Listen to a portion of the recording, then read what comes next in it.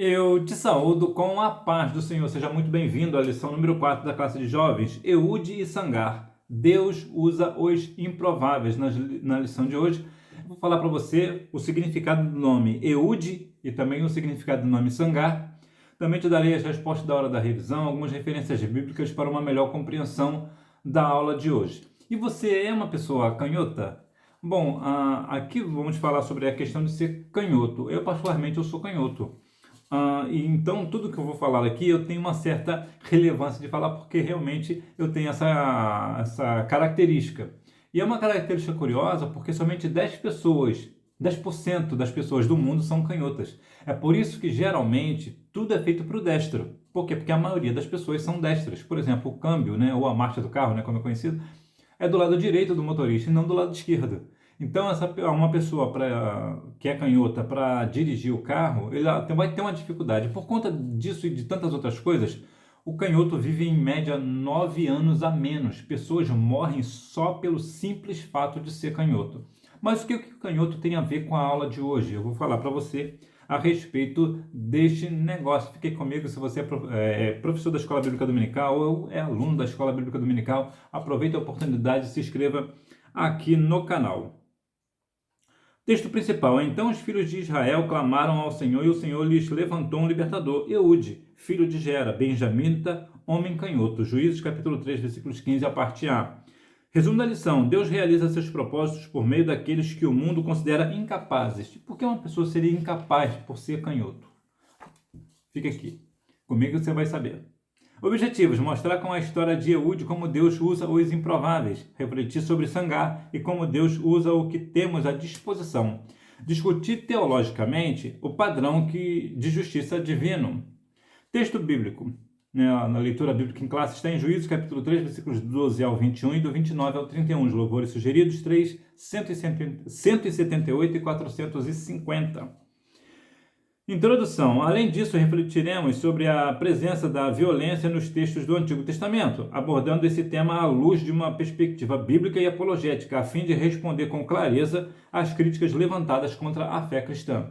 Sim, principalmente os ateus levantam e os céticos também levantam essa questão, né, por que tanta violência no Antigo Testamento? E por conta disso eles fazem um discurso contra a fé cristã. Na lição de hoje eu vou falar para você como respondemos isso à luz da Bíblia de uma forma clara para assim identificar a nossa fé cristã, né, e aprovar a nossa fé cristã. Eude, Deus usa os improváveis.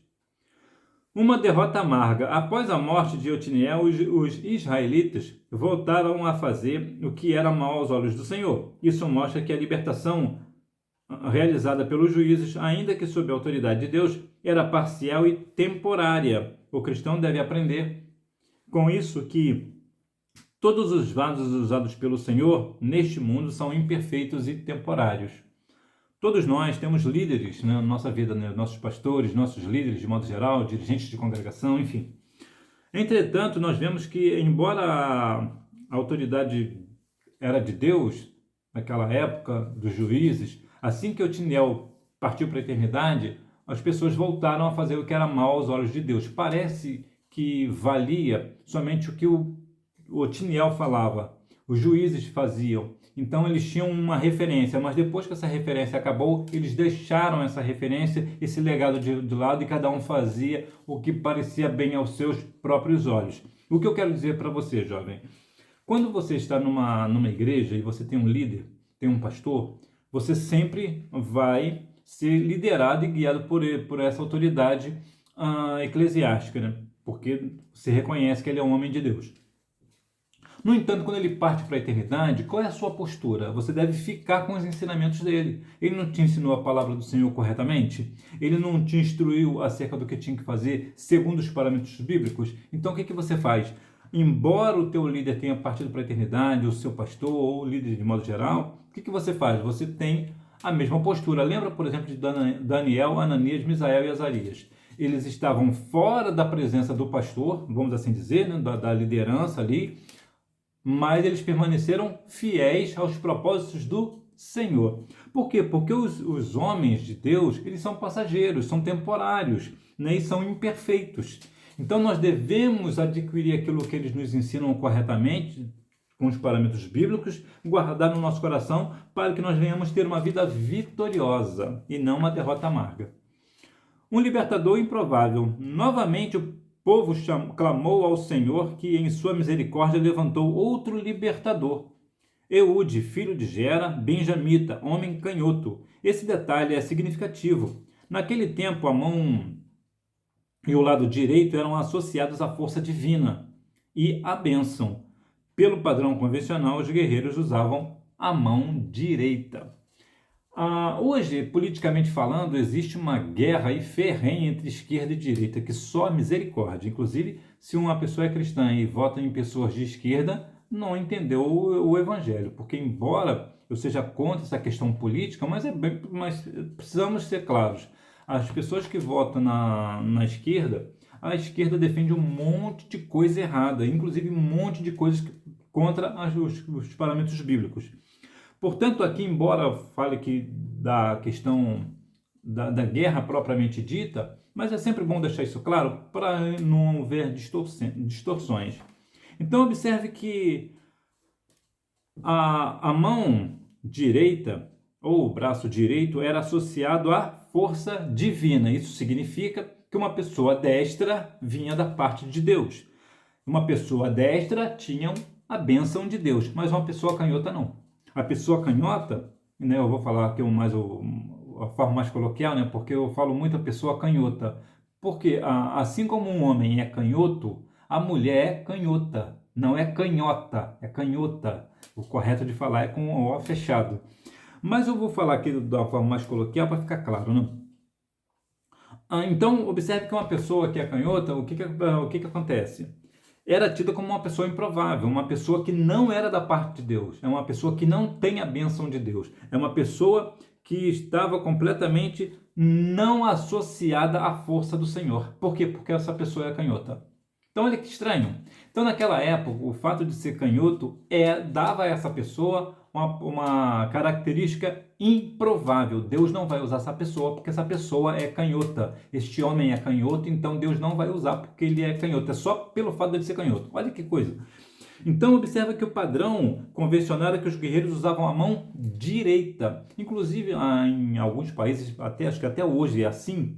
O que essas pessoas fazem? Quando roubam, por exemplo, eles cortam a mão direita da pessoa, porque assim ela vai ficar somente com a mão esquerda. A mão esquerda é mal vista em países, inclusive do Oriente Médio, é mal vista. Então, a pessoa que só tem a mão esquerda, ela é tida como uma pessoa maldita, uma pessoa que tem que ser, não pode estar no meio do povo. Olha que estranho. Então veja que até nos dias de hoje, alguns países ainda adotam essa questão. Imagina nos tempos bíblicos, né? Ainda mais o povo de Israel. O povo de Israel tem muito essa questão do lado direito, né? Lembra quando Jesus mandou os discípulos jogar a rede, mandou jogar do lado direito.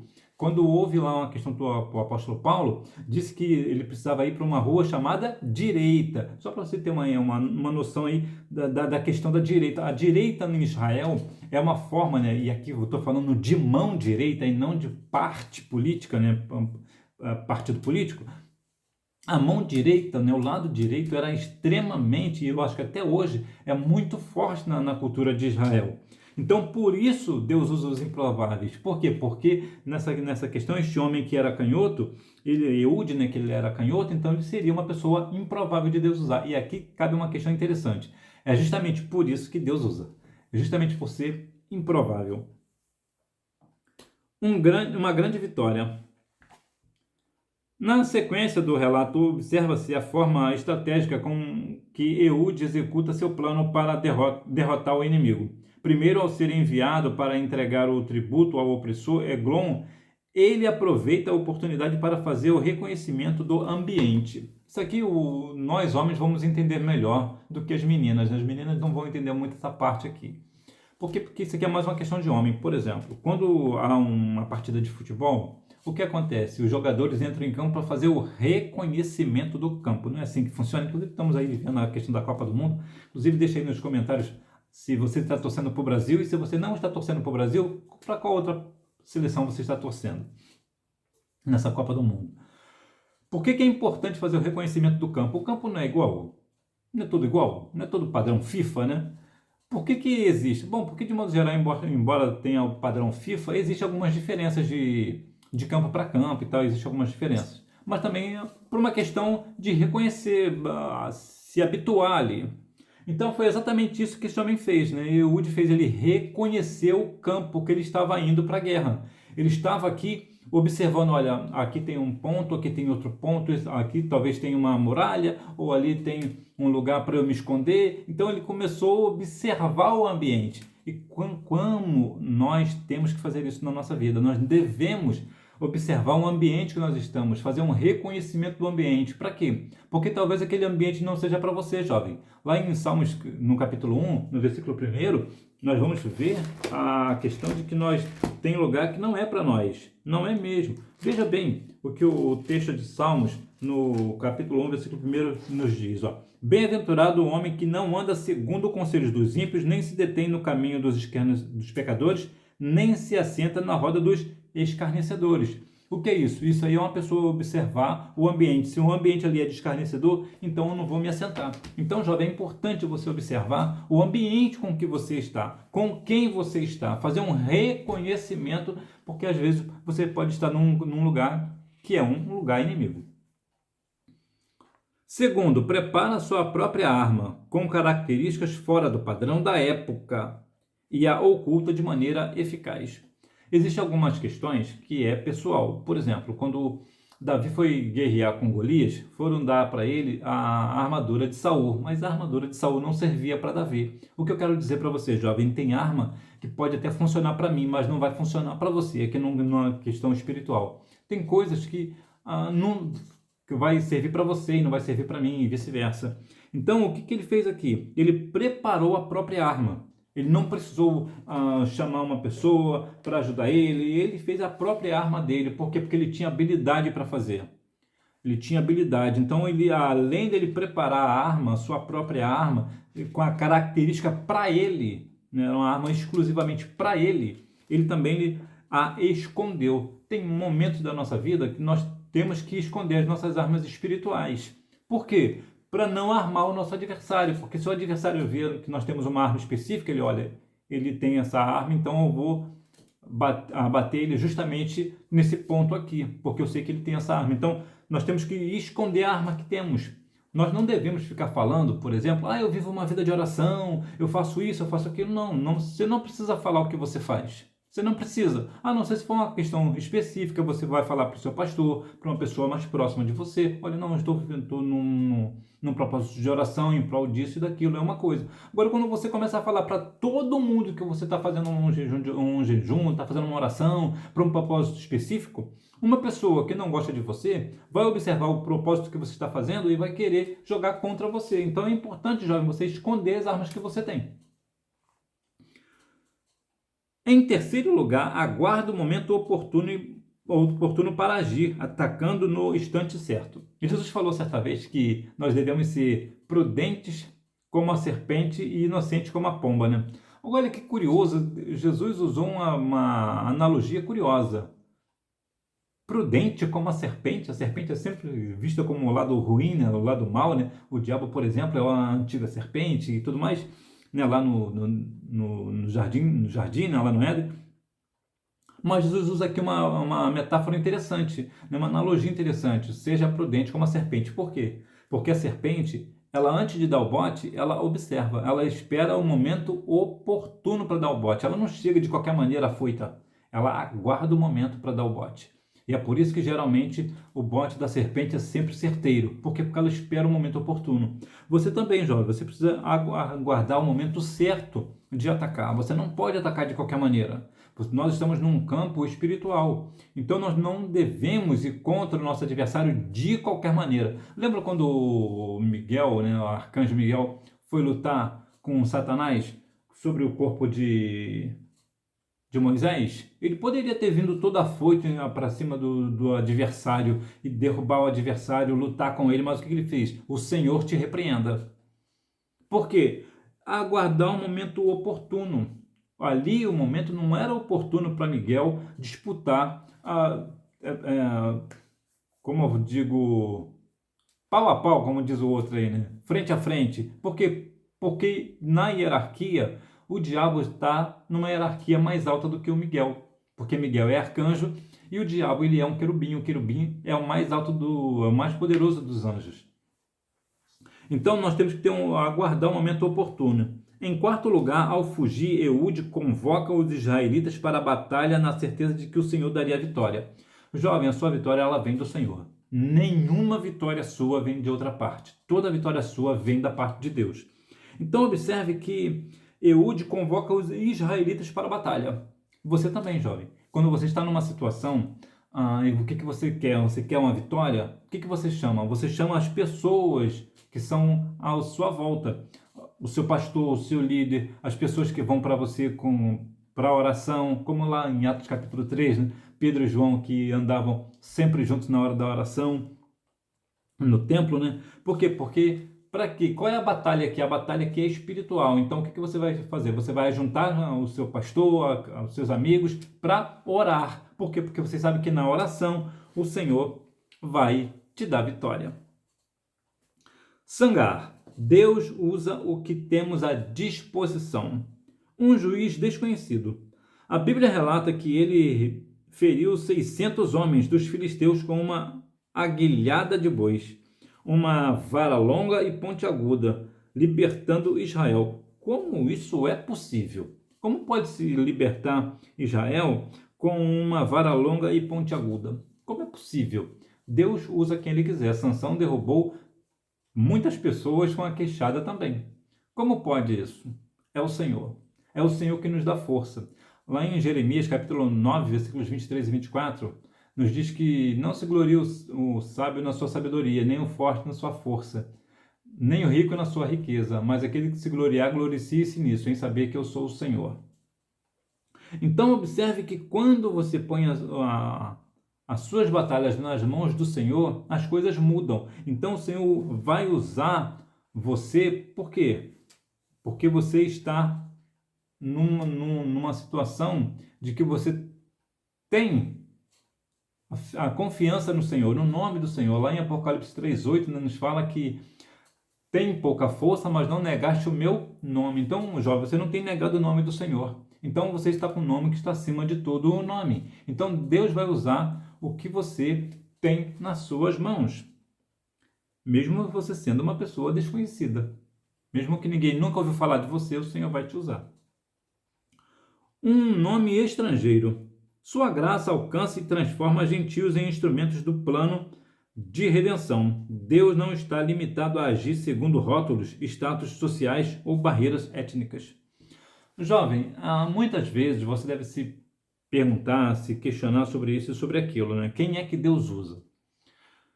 Deus usa quem Ele quer. Então observe que Deus não está preso a rótulos. Deus não vai usar você porque você tem um rótulo de ser alguma coisa. Ou por você ter um status. Ou mesmo por uma questão, né, um status social, né? Ou mesmo por causa da sua bandeira étnica, ou seja, em qual país você nasceu. Por exemplo, nós temos aqui Sangar. Sangar era assírio. Ele sendo assírio, ele seria uma pessoa muito pouco provável, porque geralmente os assírios eram inimigos de Israel. Então olha a situação. Deus usou um nome estrangeiro para dar vitória. Olha que estranho. Por quê? Porque Deus não está preso à questão étnica. Deus não fica pensando, esse aqui eu não vou usar não, porque ele não é israelita. Eu só posso usar israelita porque eu só posso usar o meu povo aqui. Não. Todo o povo é de Deus, desde que se ponha à disposição. Então Deus não está preso a essa questão de rótulos, status sociais ou barreiras étnicas. Eu vou aqui até acrescentar, ou quantos seguidores você tem lá no Instagram, ou no Facebook, ou aqui mesmo no YouTube. Deus não leva isso em consideração. Isso para Deus não tem nenhuma importância, não tem nenhuma relevância. Deus não está preso a nada. A única coisa que nós devemos fazer é nos colocar à disposição do Senhor. Uma arma diferente. Enquanto a arma de Eude foi fabricada por ele mesmo, o instrumento de batalha de Sangar era tudo menos convencional. Ele usou uma ferramenta de trabalho para derrotar seus inimigos. Muitos se desculpam por não fazer algo para Deus, alegando falta de condição ou de ferramentas adequadas. É claro que nós precisamos de ferramentas adequadas para fazer grandes trabalhos. Mas já observou que o brasileiro ele é o mestre das gambiarras? Gambiarra é conosco mesmo, nós fazemos um monte. E dá certo, né? Porque às vezes nós precisamos de fazer algo, mas nós não temos uma ferramenta adequada, nós improvisamos, fazemos uma gambiarra e damos um jeito no negócio. Aqui não foi diferente. Ehud fabricava a própria arma, não foi assim? Mas Sangá, ele fez tudo, menos uma arma, menos uma coisa convencional. Ele usou um instrumento de trabalho para guerrear. Quando você observa que você não fica dando desculpas, eu não faço isso porque eu não tenho aquilo, eu não uso isso, não faço aquilo porque essa condição eu não tenho. Quando você para de ficar dando desculpas, o Senhor vai usar você. Porque uma coisa que Deus não faz é tolerar desculpas. Quando Deus chamou Moisés, Moisés disse, eu não sei falar, né? Ele era pesado de língua, não tinha eloquência. Deus deu logo um basta nele, né? Não, para com esse negócio aí.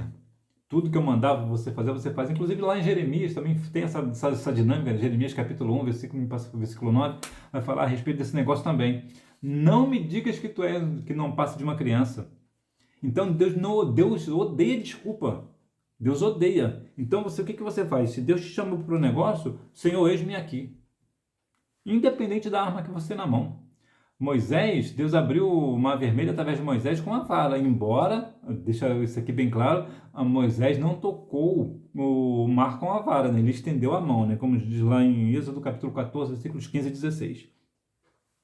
Então, muitas vezes nós damos desculpas para não fazer algo, alegando condições de ferramentas. Então, Senhor, eu não tenho essa ferramenta para fazer isso, eu não tenho aquilo, eu não tenho recurso, e começamos a dar desculpas para Deus, como se Deus não soubesse das nossas limitações, como se nós estivéssemos falando para Deus, olha Deus, Tu é o Senhor, mas eu tenho essa deficiência aqui e Tu não tem capacidade para me fazer eu melhorar nesse negócio. É isso que nós estamos fazendo. Estamos diminuindo o poder de Deus, a autoridade de Deus na nossa vida. Nós estamos dizendo para Deus que Deus não é capaz de nos moldar, Deus não é capaz de nos transformar, que Deus é incapaz, que Deus não tem poder para nos usar.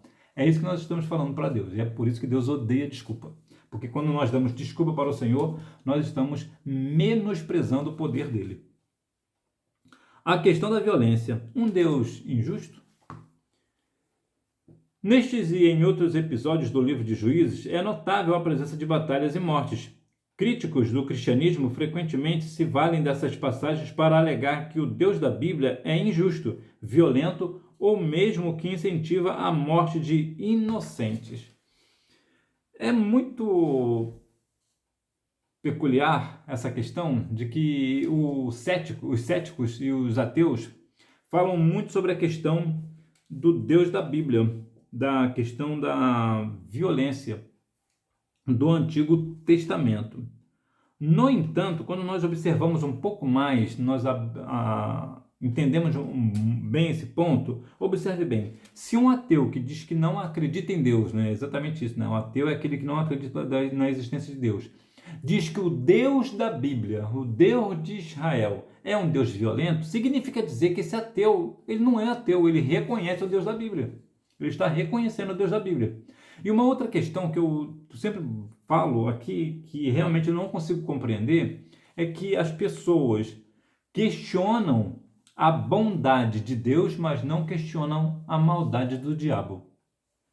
Muitas vezes, quando acontece algo, né, e nós temos que entender que existe a justiça de Deus, e a justiça de Deus às vezes vem de forma de morte, né? Vemos, por exemplo, o dilúvio. Todas as pessoas do mundo, com exceção de 8 pessoas, morreram no dilúvio. O que foi aquilo ali? Foi a justiça de Deus. Deus matou inocentes, ali matou inocentes. Tinha muita criança ali, tinha muitas crianças, mas Deus matou a todos. Por quê? Para acabar para exterminar com a maldade do mundo. Então ele recriou, né, repovoou. Então vemos aqui, em primeiro lugar, a própria noção de injustiça pressupõe a existência de um padrão objetivo de justiça. Quem é a justiça? É o Senhor. O Senhor, ele é justo, ele não é injusto. Então, quando Deus ele dá um veredito para matar, por exemplo, é porque ele já chegou às vias de fato, não tinha mais o que fazer. Lembra lá de Nínive? Deus iria destruir Nínive, quando ele mandou Jonas para lá. Jonas pregou a palavra e o povo se converteu. Então Deus voltou atrás e manteve Nínive. Deus não matou ninguém. Deus não entrou em juízo. Por quê? Porque o povo se arrependeu dos seus pecados. Ok. Tempos passaram, depois Deus enviou Naum. Naum foi falar para a mesma Nínive. Só que desta vez o povo não se arrependeu. O que Deus fez? Deus destruiu a cidade. Por quê? Porque o povo não aceitava a justiça divina. Não queria se arrepender. Assim como Sodoma e Gomorra. Deus também destruiu a cidade. Por que Deus destruiu a cidade? Foi porque ele é injusto? Não, foi por causa da sua justiça, foi por causa da sua santidade, foi por causa da sua fidelidade à sua palavra. O povo se corrompia, fazia o que era mal aos olhos do Senhor, debochavam de Deus e faziam coisas horrendas, execráveis. Então o Senhor deu um basta. Então, não podemos de maneira nenhuma usar a violência do Antigo Testamento, das questões que o Senhor usou para matar muitas pessoas, para dizer que a verdade bíblica não existe, para dizer que Deus é injusto, porque Deus não é injusto. Tudo que Deus faz, ele tem uma justiça. Por quê? Porque ele é a justiça. Pessoas inocentes. Em segundo lugar, a ideia de que existam pessoas completamente inocentes não encontra respaldo nas Escrituras, tampouco na experiência humana. A Bíblia é clara ao afirmar que todos pecaram e carecem da glória de Deus, e que não há um justo, nenhum sequer. Então, embora hoje uma criança seja inocente, daqui a pouco ela é uma adolescente, já não é mais inocente. Então, observe que não há um inocente na face da terra. Não existe nenhum sequer, nenhum de nós somos justos, nós somos justificados pelo Senhor.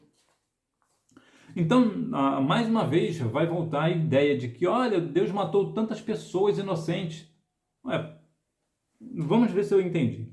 Nós vamos questionar a justiça de Deus, que ele matou pessoas. Inclusive é bom lembrar que quem é que deu a vida àquela pessoa? Foi o Senhor. Toda a vida é sustentada por Deus. Então, como ele é o dono da vida, ele pode tirar a vida segundo a sua vontade. Ele faz descer da sepultura e faz subir da sepultura. Ou seja, ele mata, mas ele também faz viver. Como foi o caso de Lázaro. Deus ressuscitou a Lázaro. Por quê? Porque o mesmo Deus que matou Lázaro também o ressuscitou. Então, o Senhor ele faz descer da sepultura e faz subir da sepultura. O Senhor, que é o dono da vida, ele tira a vida segundo a sua vontade. Então, tudo que Deus faz está dentro da sua justiça. Dentro da sua justiça. Portanto, não há nenhum inocente nessa questão. Nenhum de nós é inocente. Todos nós temos pecados. Todos nós somos pecadores. Todos nós somos falhos. Então, quando uma pessoa questiona essa bondade, essa questão do Senhor, na verdade, está observando que não está levando em consideração que é o mesmo Deus que tira a vida, é o mesmo que dá. Que o Deus da justiça é o mesmo Deus que vai poupar outras pessoas da morte. Da mesma forma que ele pode matar alguns, ele pode fazer com que outros não morram, justamente pela mesma justiça, como foi o caso de Nínive. A mesma Nínive foi poupada uma vez e da outra vez não foi poupada. Por quê? Porque não se arrependeu. Então, tudo vem dentro da justiça de Deus. Então, Deus não é injusto, ele está fazendo dentro da sua justiça. Revelação progressiva. Em terceiro lugar, é fundamental compreender que alguns textos bíblicos possuem caráter descritivo, não prescritivo. Ou seja, eles relatam o que Deus realizou em um determinado momento da história da redenção. Então veja que muitas vezes nós observamos essa questão da violência, veja que Deus não faz mais isso. Por quê? Porque hoje nós estamos vivendo na graça. Existe guerra hoje? Sim, existe inclusive a guerra da Ucrânia e da Rússia, por exemplo. Inclusive é bom sempre lembrar, né? A Rússia está errada na guerra. A Rússia começou a guerra de forma errada. A Rússia está completamente errada. Não defenda a Rússia está errada. A Rússia que invadiu a Ucrânia. Então, a Ucrânia só se defende. Então, muitas vezes as pessoas dizem, uma guerra em nome de Deus. As pessoas podem até usar o nome de Deus. Eu estou fazendo isso, estou fazendo essa guerra porque Deus mandou. Não é verdade, mas as pessoas usam o nome do Senhor. As pessoas usam o nome de Deus. Então, observe que aqui é só um relato do que Deus fez. Deus, inclusive, poderia, se Ele quisesse, olha como Deus é justo. Deus fez algumas guerras, inclusive matou 185 mil homens de guerra do rei de Senaqueribe, Deus poderia ter ocultado isso da sua palavra, não ter colocado isso na Bíblia Sagrada. E ninguém nunca saberia dessas questões. Nunca iria saber. Mas Deus é tão justo que até isso ele colocou nas Escrituras, para nós entendermos que da mesma forma que Deus nos poupa da morte, ele também nos mata, segundo a sua vontade, segundo as minhas obras. Eu estou fazendo obras ruins, então eu vou um dia padecer por causa dessas obras ruins que eu estou fazendo. A Bíblia nos diz, Gálatas 6,7, que de Deus não se zomba. Tudo que o homem plantar, isso ele também ceifará. Então, jovem, tudo que você está fazendo hoje, você vai colher amanhã. A sua semeadura, ela é opcional, mas a colheita é obrigatória. Conclusão. Como vimos, esses líderes improváveis ensinam que a verdadeira capacitação vem do Senhor, não das habilidades humanas ou da posição social. Por mais que você seja uma pessoa habilidosa e que tenha um bom status social, Deus não vai te usar por conta disso. Quando o Senhor nos usa, Ele usa pela capacitação dEle. É o Espírito Santo que nos capacita. Então, jovem, continue no propósito de adorar e bendizer o nome santo do Senhor, sabendo que Deus vai te usar sim, segundo a vontade dEle, independente de quem você seja, independente do seu status, de quantos seguidores você tem no Instagram, no Facebook, aqui no YouTube, no TikTok, enfim, né? Independente da sua classe social, independente da cor da sua pele, independente de todas as questões. A única questão é, fique à disposição do Senhor, que Deus te usará. O nome Eude significa unido, união ou um. Sangá significa gracioso, copeiro ou espada. Então, se você quiser colocar o nome do seu filho aí de Eude, saiba que ele é um. Ele é único, ele tem união. Ou Sangá, né? É gracioso, copeiro, espada. Hora da revisão. Número 1, Jericó. Número 2, destaca que ele era incomum, um libertador improvável, fora dos modelos esperados. Número 3, uma vara longa e pontiaguda. Número 4, a questão da violência no Antigo Testamento envolve padrões de justiça divina. A motivação nesse contexto não devia ser pessoal, mas em um cenário de guerra e opressão prolongada, em que Israel era subjugado por um poder pagão e hostil. A soberania divina se manifestava por meio de juízo contra nações ímpias e opressoras. Número 5. Deus se revelou de forma gradual ao longo da história, culminando em Cristo, que nos mostrou a plenitude da graça e da verdade. Que Deus em Cristo continue abençoando a sua vida. Se você gostou da lição de hoje, você deixa o seu like, o seu comentário, compartilha esse vídeo com alguém, assim como você ama a Escola Bíblica Dominical, ou lá no grupo da igreja. E se você não gostou, deixa o seu dislike. Que Deus em Cristo continue abençoando a sua vida. Saiba que Deus usa os improváveis. Às vezes você pode ser um Eude, um Sangá. Independente disso, Deus pode usar você, desde que você fala para o Senhor: Senhor, eis-me aqui, envia-me a mim. Que Deus em Cristo continue abençoando a sua vida, que você tenha uma boa aula e você me vê na próxima aula, se Deus quiser. Tchau!